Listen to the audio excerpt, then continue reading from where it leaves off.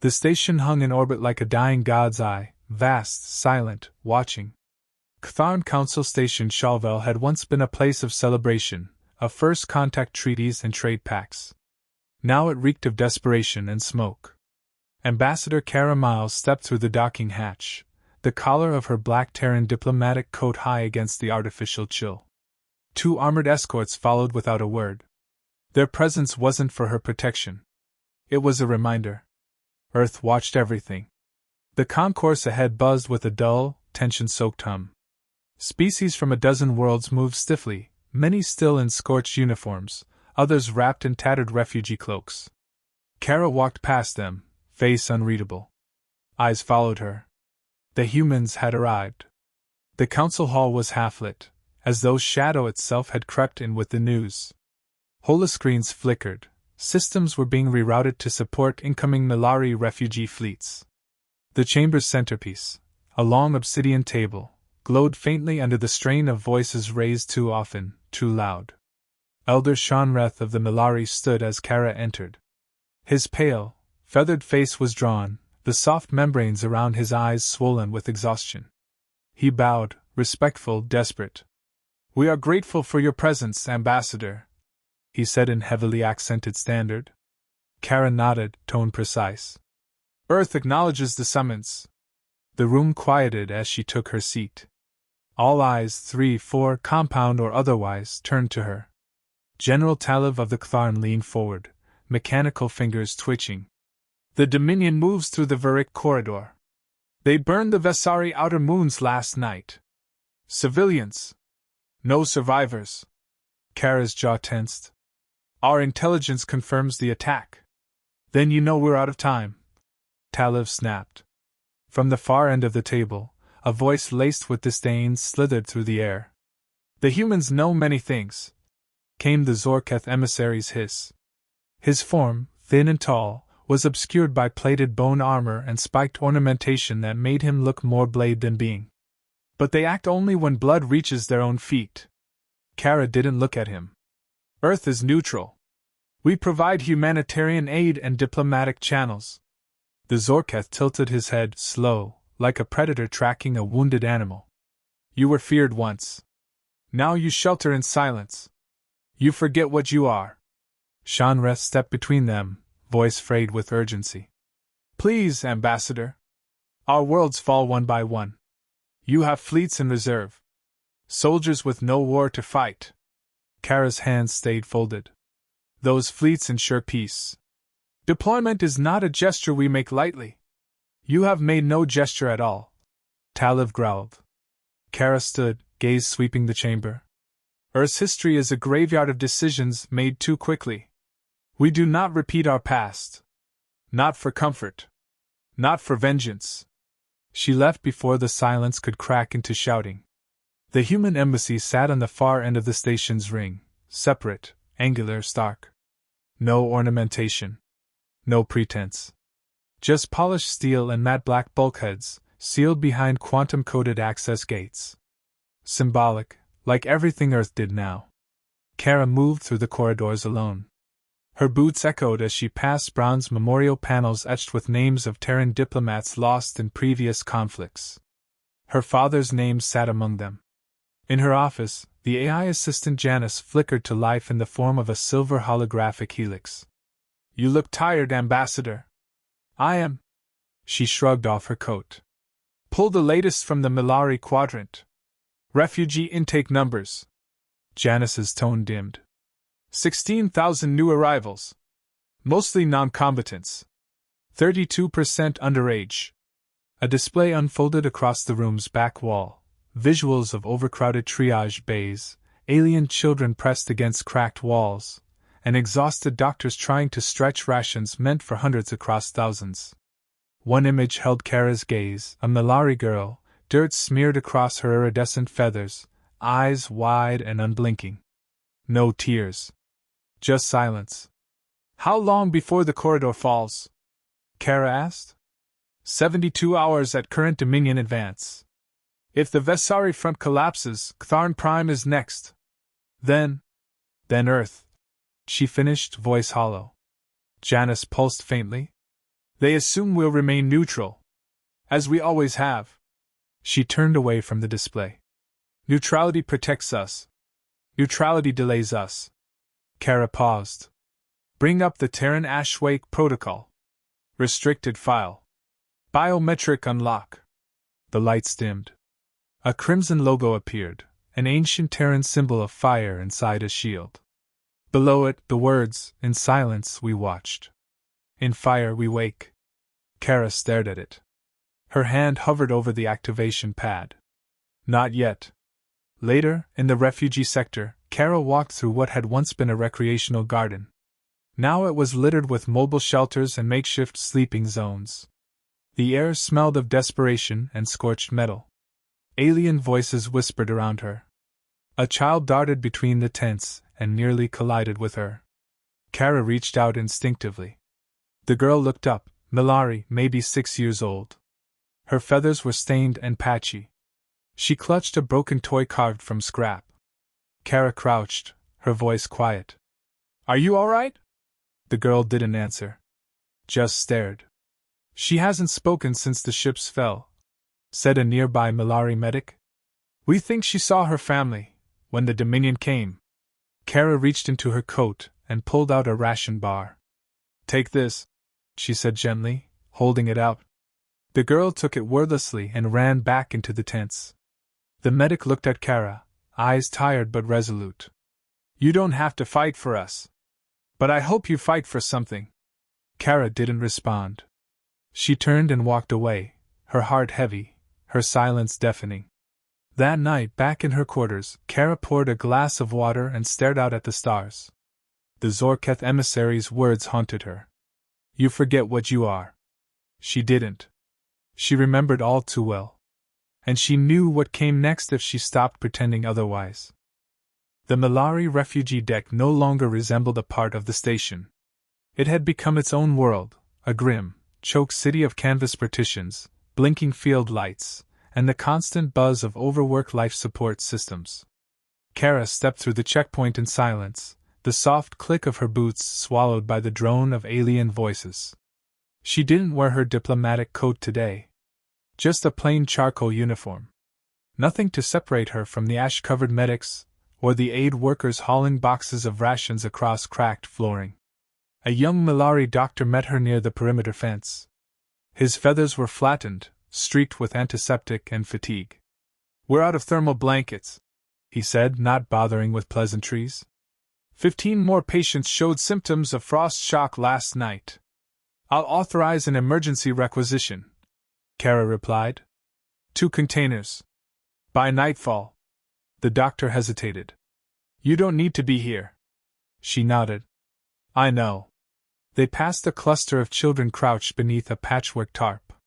One boy clutched a plastic data tablet with a cracked screen, scrolling through old animation files from Terran archives. It flickered and died as Kara passed, drawing his quiet frown. She spotted the girl from before. Still silent. Still alone. A name had been written on a band around her wrist, Annalie. Kara approached and crouched again. "You're safe here." No response. Annalie looked past her, eyes fixed on something Kara couldn't see. Trauma, Kara realized, had turned inward. Survival in reverse. "She won't talk," the doctor said softly from behind. "Not to anyone." Kara reached into her pocket, pulled out a small metal token, the kind given to Terran children during evacuation drills. A simple thing, a star-shaped coin engraved with Earth's crest. She placed it in Annalie's hand. "You don't have to speak," Kara whispered. "Just hold on." Annalie clutched it like it was the last solid thing in her world. Back in the embassy, Janice awaited her in silence. "I intercepted a Zorketh transmission," the AI said. "Unencrypted. Deliberate." Kara Saturday. "Let's hear it." The recording clicked to life. Guttural voices overlapped, part speech, part frequency distortion. Phase 2 begins. Project Scream validated. Subject response exceeded projections. Milari psychic resonance converts pain into field disruption. Potential use in subspace warfare confirmed. Then, the sound, Not a scream, exactly, but a layered, pulsating wail, one voice stretched into many. A child's voice. Kara's fingers curled slowly into fists. Where was this captured? She asked. Outpost VYX-3. Dominion territory. Estimated 37 civilian subjects. Mostly juvenile. Kara stood and walked to the viewport.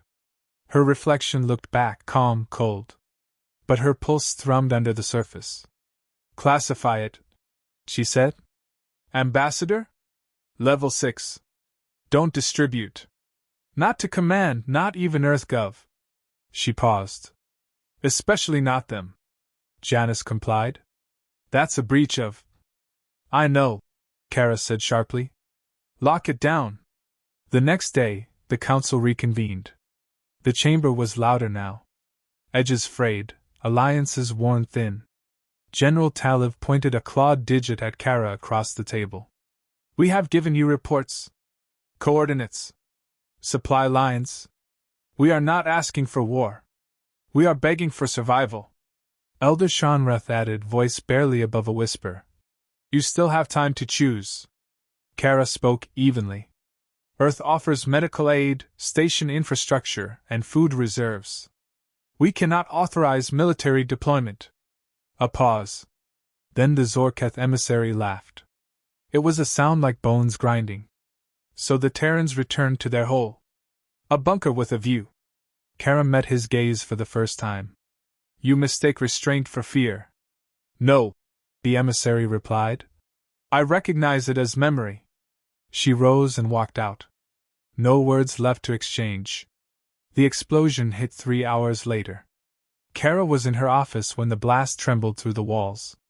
Sirens wailed. Emergency lights flared red. Within moments, Janice reported. Detonation in refugee deck sector 7F. Chemical charge. Casualties rising. She was already moving. By the time she reached the blast zone, smoke had filled the hallways. The structural plating had buckled inward. Medics yelled orders as they pulled bodies from the debris. Kara shoved through them until she reached what had once been the children's area. The tarp was gone. The ground was scorched black. She dropped to her knees beside a shattered bench, staring at a small, melted piece of metal, Earth's star-shaped token, twisted and half-buried in ash. Her voice cracked. Ainali? Nothing. Only fire, and the stench of burned feathers. Later that night, silence consumed the embassy. Kara sat alone in the war room, lights dimmed, shoulders slack. She stared at the Ashwake protocol on the console screen, read, waiting. Janice appeared beside her, voice low. The blast was Zorketh's signature. Same compound as the attacks on Ktharn outposts. Kara nodded once. No surprise. No outrage left to burn. They used the child's mind as a weapon, she said. Then killed the rest to cover it. Janice waited. They know we're not ready, she murmured. But they're not worried. Janice flickered. Because they think we won't come. Kara pressed her thumb to the biometric scanner. The system hissed, accepted her imprint, and opened a new screen. Operation Ashwake, pending. She typed one line of text. Await final trigger command. Then she leaned back and closed her eyes. For the first time since she'd stepped onto this station, her hands trembled. Janice asked quietly, Should I notify command? Kara opened her eyes. Not yet, she said. But tell them to clear the sky. The council chamber was dead quiet. Every seat filled. Every delegate present. No interruptions. No protests. Even the Zorketh emissary sat still, coiled like a shadow, unreadable. They all knew what was coming. They could feel it. Something had shifted. Ambassador Kara Miles entered without ceremony. No coat. No escorts. Just her presence, and silence. She took her place at the table, hands folded, eyes steady. Elder Shanreth stood first. Ambassador. There are reports. From your fleet. Movement. Activation protocols. Kara didn't blink. They're true. The Zorketh emissary leaned forward. Then it's war. No, Kara said. It's correction. A low murmur swept the chamber. Kara rose, voice firm but level. You've mistaken Earth's silence for retreat. For fear. But Earth doesn't forget. We buried our rage under diplomacy because we knew what it could become. We watched as your borders collapsed, as you begged, as you bled. She looked directly at the Zorketh emissary. And then you detonated a bomb in a refugee zone. You used a child's mind to scream your message. He hissed, a slow exhale of defiance. Kara continued unshaken. You forced our hand. And now you'll learn what we really are. Janice's voice buzzed in her ear. Fleet drop successful. HFY protocol is live. Outer orbit cleared. Awaiting your command. Kara's fingers tapped the table once. Then she spoke the words none of them thought they'd hear. Earth is joining the war. The silence shattered. Talev stood. Deployment specs? 72 warships. 50 deep insertion pods. Ground support en route. Tactical AIs locked to override autonomy. We don't do half measures. You'll trigger the Dominion's retaliation. The Zorketh spat. No, Kara said calmly. We'll finish their retaliation before it begins. Hours later, orbit around Council Station Chalvel bloomed with fire. Earth's Fifth Fleet tore from subspace in a razor-sharp wedge formation, ships matte black, signal deaf, flanked by autonomous drones trailing thermoplasma contrails like comets of death. They didn't broadcast demands. They didn't light up comms with threats. They simply appeared, ready absolute. The Dominion's forward raiders blinked into real space just minutes later, expecting token resistance. They got annihilation. Kara stood in the command suite of the station's highest tower, watching it all through panoramic glass. Behind her, General Talev stared at the display. His voice was hoarse with awe. They're vaporizing entire wings before they can lock targeting solutions. New tech, Kara said quietly. Adaptive field warfare. Smart dust guidance. Not even Dominion phase armor can compensate. Talev exhaled. You've had this, all along? Kara nodded. We buried it. Deep. Swore not to wake it unless we had to. He looked at her with something like fear. And now? She met his eyes. Now we don't stop. 2 hours into the offensive, the station's central intelligence system relayed a hail. Dominion command, encrypted, high priority. Kara stepped into the secure relay room. Janice crackled into form. They want to negotiate. Of course they do. The screen lit up. A face appeared, Domina Kresh, commander of the Dominion's 8th Assault Strain. Her features were synthetic, pieced together through biosculpting, polished obsidian skin, 3 eyes, each blinking out of sync. Terran, she said with a crooked smile. We did not expect your enthusiasm. Kara didn't smile back. You expected apathy. You mistook patience for passivity. Mistook mercy for weakness. Kresh's expression twisted. We underestimated your threshold. You calculated the cost of resistance, Kara said. But not the price of provoking humanity's guilt. Then negotiate. Stop the strike. Let us redraw lines. Kara stepped closer to the screen. There are no lines left, she said. You crossed everyone. Kresh sneered. Then you doom yourself to attrition. Kara leaned in, cold fire in her voice. We don't do attrition. She ended the transmission. Janice spoke softly. Strike Fleet Sigma en route to Dominion Forge World Beshtan. ETA 17 minutes. Kara gave the order without hesitation. Burn it. When the reports returned, they were surgical and final. Earth's AI-led strike teams had disassembled the Dominion's forward infrastructure within hours. Data relays severed. Fuel convoys ruptured in orbit.